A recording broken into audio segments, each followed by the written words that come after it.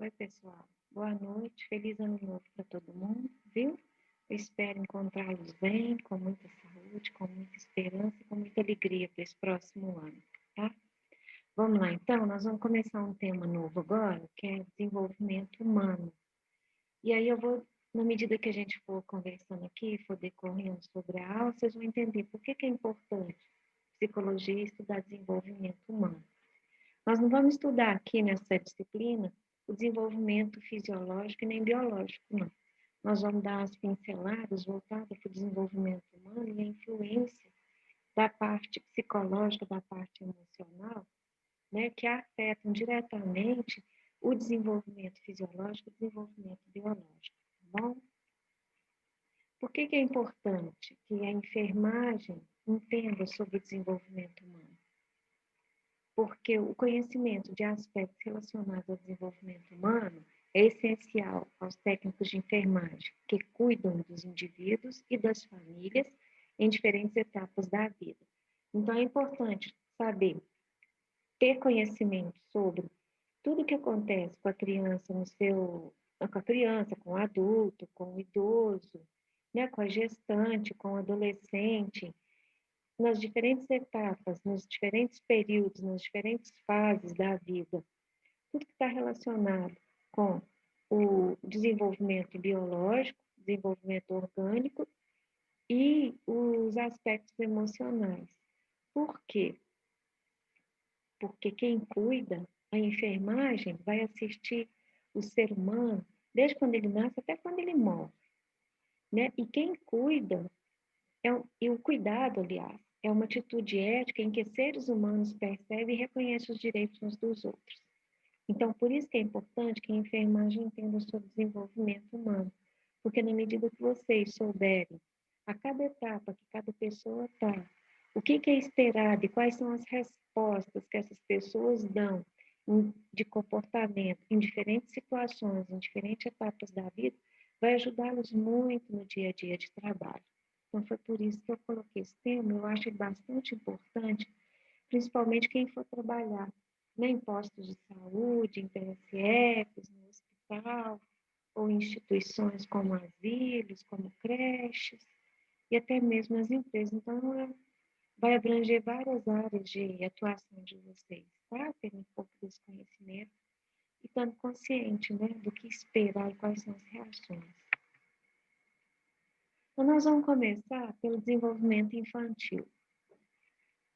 Qual que é a diferença de desenvolvimento e crescimento? O crescimento é um processo biológico de aumento das células, traduzindo-se no aumento corporal.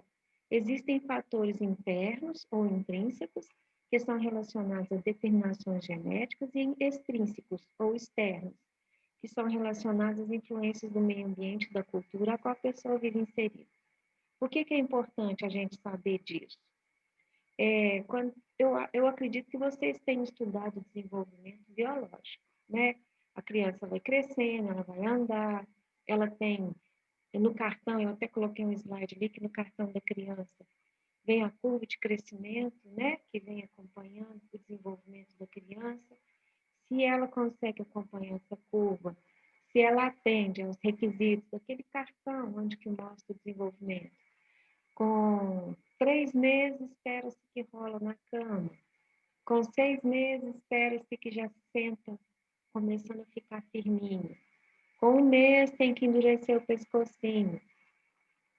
Com tantos meses, tem que começar a engatinhar, né? Então, vem aquela tabelinha. Se vocês tiverem curiosidade, pega a de vocês, ou a de filho, ou de algum sobrinho, e dá uma olhadinha, né? A criança vai acompanhar a curva. Só que tem uma coisa muito importante que a gente sempre tem que considerar, e eu acho que é muito pouco lembrado isso. A curva, ela segue um padrão, uma média, como qualquer gráfico, né? Só que a gente tem que levar em conta, e, por exemplo, às vezes a mãe fica muito angustiada quando a criança nasce de baixo peso, a curva da criança pode ser que ela esteja abaixo da curva desenhada lá na caderneta da criança. Então, a gente tem que deixar muito claro para a mãe, tem que deixar ela muito segura, de que a curva que vai ser anotada ali é a curva do filho dela. Se a criança nasceu com baixo peso, e se a curva dela está aumentando, ela é exponencial, quer dizer que a criança está indo bem, né? Muitas mães ficam preocupadas, meu filho está sempre abaixo, mas aí ela deixa de considerar o peso que o bebê nasceu. Então, por que eu estou falando isso? Porque as mães, quando elas acham que elas não estão fazendo direito, porque a criança não consegue alcançar aquilo que já está desenhado lá na caderneta, ela se sente muito insegura e ela não acha que ela não é capaz de cuidar do bebê dela.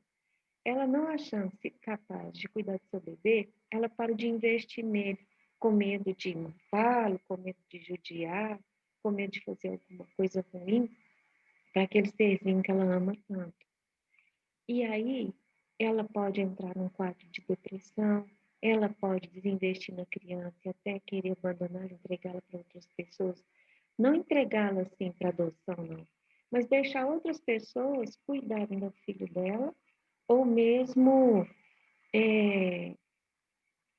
por exemplo, contratar uma babá, levar para a sogra cuidar e deixar a criança o dia todo lá com uma outra pessoa, com um terceiro, ou mesmo também entregar para o companheiro, né, para eu não consigo cuidar desse bebê.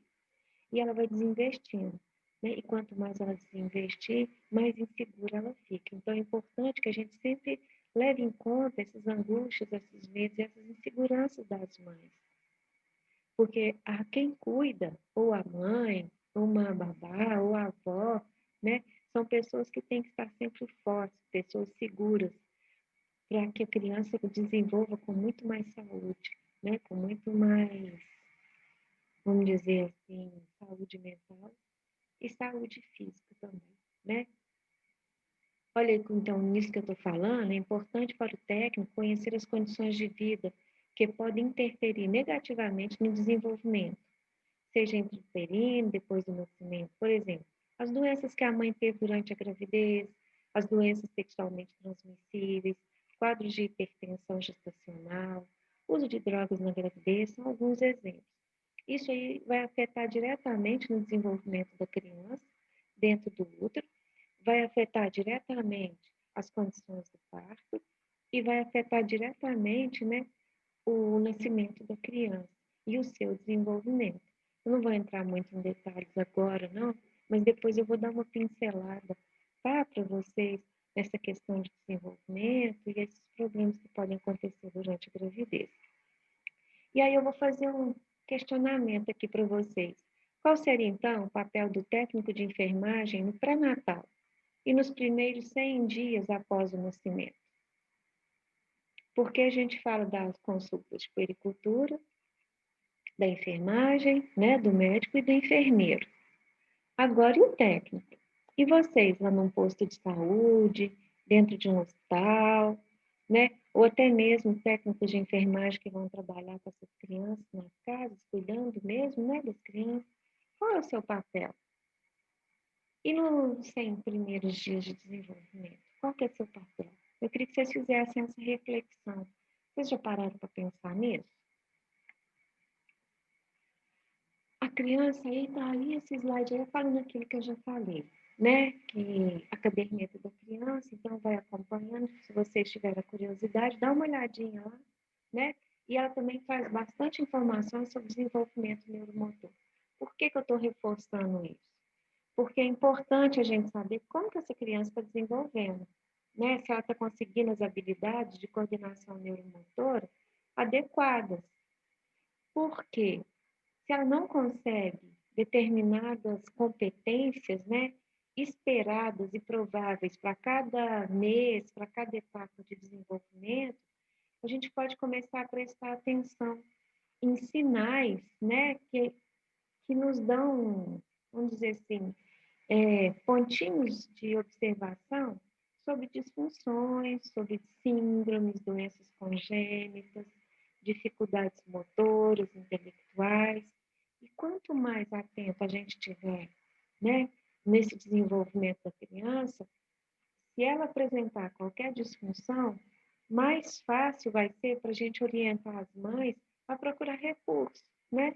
Levar no pediatra, levar no especialista, no neurologista, procurar uma PAI, outras formas de tratamento. Então, a gente sempre tem que estar muito atento a isso e ajudar e orientar essas famílias. Esse é um dos nossos papéis, né, gente? Agora, uma coisa muito importante que eu acho que vocês também têm que observar é a questão do diálogo. Não foi à toa que eu comecei o início do nosso curso falando sobre comunicação, né? Então, a gente sempre tem que escutar das famílias, escutar da mãe, escutar de quem cuida, da avó que fica com a criança o dia todo, daquela mãe que está com a criança todo dia, da babá, do pai, né? Da tia, da prima, de quem está com aquela criança todo dia. Por quê? Essas informações que eles vão trazer vai nos ajudar a traçar diagnósticos, a trazer informações importantes sobre qualquer problema, né? E essas perguntas, né, elas estão relacionadas com a rotina da criança, como é o dia a dia dela, como que ela se comporta, tanto no aspecto neuromotor, quanto no aspecto biológico, quanto no aspecto emocional, se ela é uma criança birrenta, se ela é uma criança que briga, que bate, que fica sozinha, que não gosta de socializar, se ela não consegue as competências de fazer xixi, cocô, de comer sozinha, né? Então, a gente tem que perguntar para as pessoas e tem que escutar. Eu vou repetir uma coisa que eu estou sempre falando no curso todo. Nós assistimos a família, nós assistimos esses pais. Então, a gente tem que escutar deles, e aí tem a questão do empoderamento, vocês já devem ter estudado isso, né? Na saúde da mulher, eu acho que, não sei se vocês já tiveram essa aula, mas a questão do empoderamento. Quanto mais empoderadas estiverem as famílias, mais elas ficarão estimuladas, mais estimularão os seus entes, né, os filhos, entre eles mesmos, e mais autônomos para cuidar da saúde. Então, a gente sempre tem que levar essa palavrinha junto com a gente quando nós formos trabalhar. O empoderamento. Se vocês não tiverem tido aula sobre empoderamento, vocês me falam que aí depois eu posso fazer uma, né, rapidinho para vocês, a título de curiosidade, tá?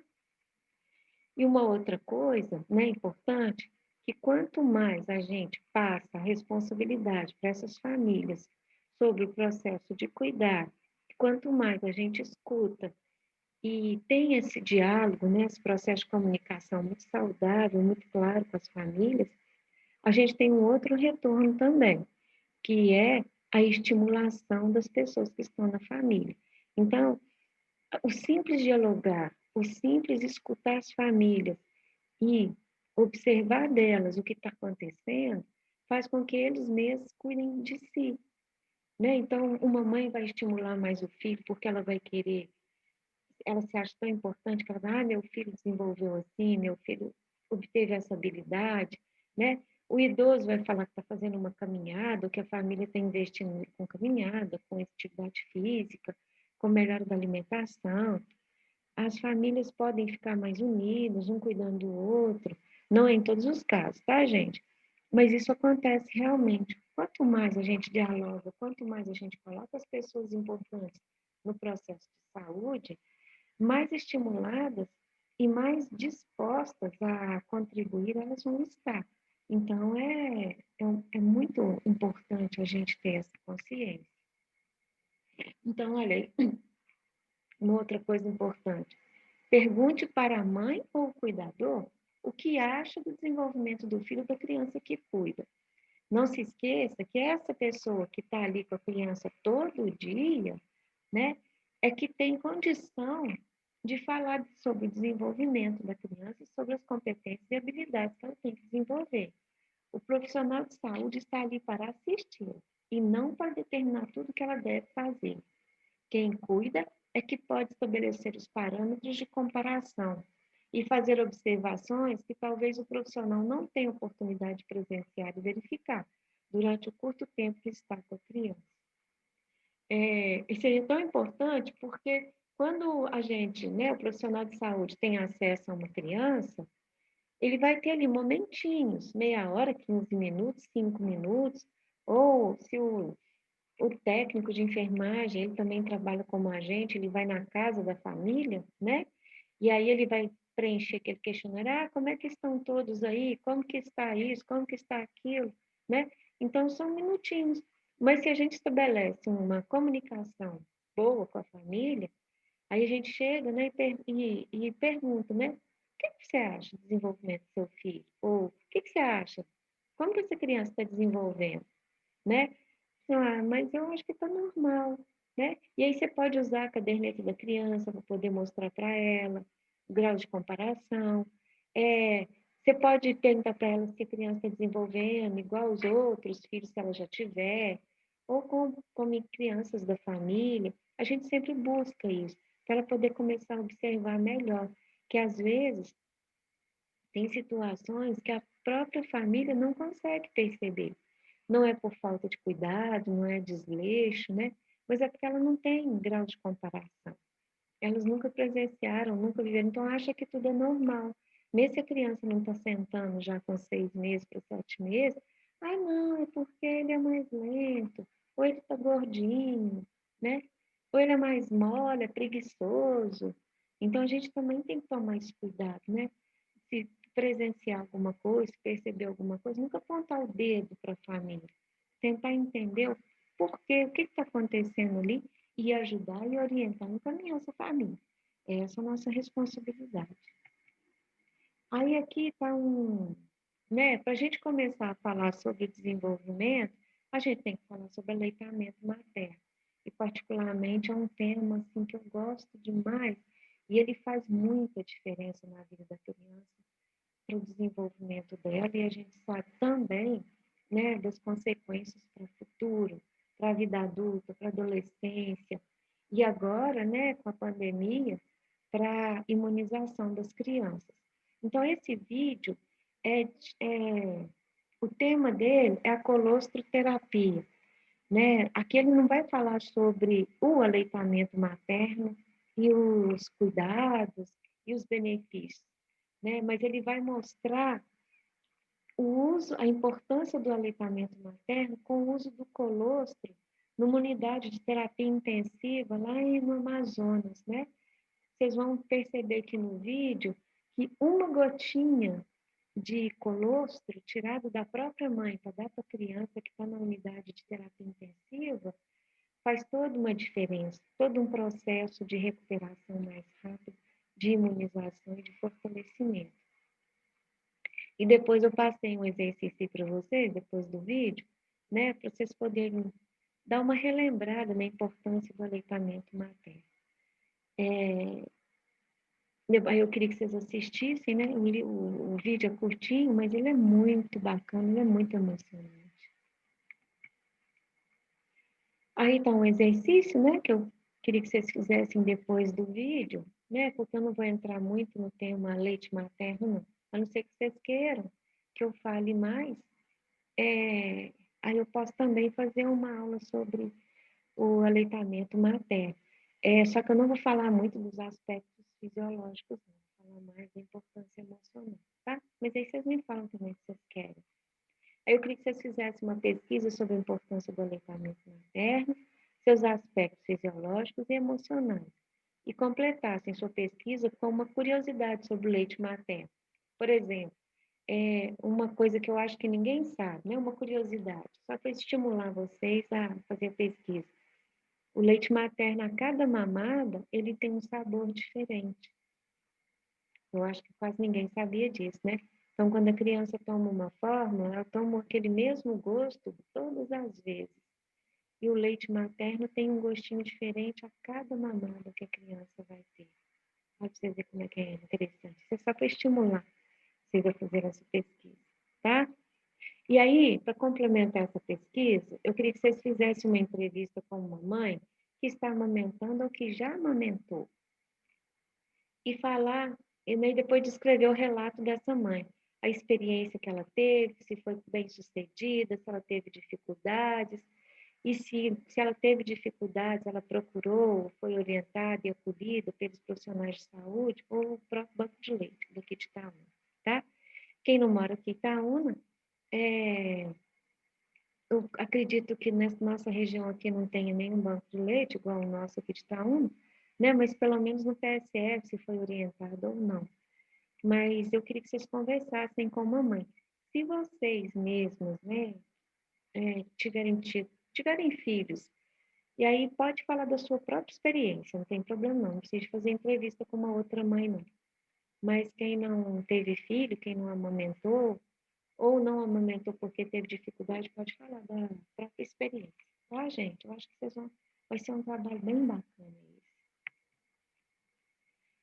Agora, nesse ponto aqui, né, eu acho também importante a gente considerar, porque em relação ao aleitamento materno, tem muito, assim, coloca muita responsabilidade como uma competência da mulher. E aí a gente sabe, né, que vocês vão ver nessa pesquisa que vocês vão fazer na entrevista, que a mulher passa por muitas dificuldades em relação ao aleitar, né? Não é só a dificuldade de colocar o neném no peito e esse neném mamar, mas é a questão com o trabalho, né, com outras crianças, com a própria sexualidade. Então, eu tenho uma outra aula, eu vou mandar para vocês, né, vai ficar como a segunda aula, a aula número 12, e aí eu vou falar um pouquinho sobre a modernidade, a vida moderna e o aleitamento materno. E aí vocês vão ver sobre o ponto de vista da mulher que muitas vezes ela não consegue amamentar, não é porque ela não dá conta, não é porque ela não quer, né? Mas a própria cultura nos leva a isso, tá?